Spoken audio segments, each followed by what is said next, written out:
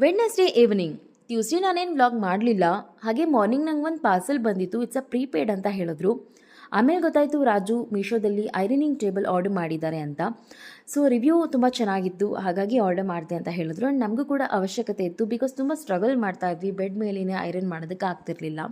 So ಕಂಪ್ಲೀಟಾಗಿ review and ಯಾವ ರೀತಿ ಇದೆ ಅನ್ನೋದನ್ನ ಎಲ್ಲನೂ ನನ್ನ ಯೂಟ್ಯೂಬ್ ವ್ಲಾಗಲ್ಲಿ ಶೇರ್ ಮಾಡ್ತೀನಿ.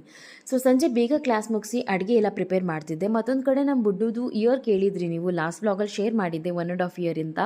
ಸೊ ಅವ್ನಿಗಿನ್ನೂ ನಡೆಯೋಕ್ಕೆ ಬರಲ್ವಾ ಅಂತ ಕೇಳಿದ್ರಿ. ಸೊ ಅವನಿಗೆ ಸ್ವಲ್ಪ ತಲೆ ಭಾರ ಇರೋದ್ರಿಂದ, ಸ್ವಲ್ಪ ಬಾಡಿ ಫ್ಯಾಟ್ ಕೂಡ ಇರೋದ್ರಿಂದ ಈಗ ಸ್ವಲ್ಪ ಸ್ವಲ್ಪ ಅಂಬೆಗಾಲಿಟ್ಟು ನಡೆಯೋದಕ್ಕೆ ಶುರು ಮಾಡಿದ್ದಾನೆ. ಹೋಪ್ ಬೇಗ ನಡೀತಾನೆ, ಅದು ತುಂಬ ಖುಷಿ ಇದೆ.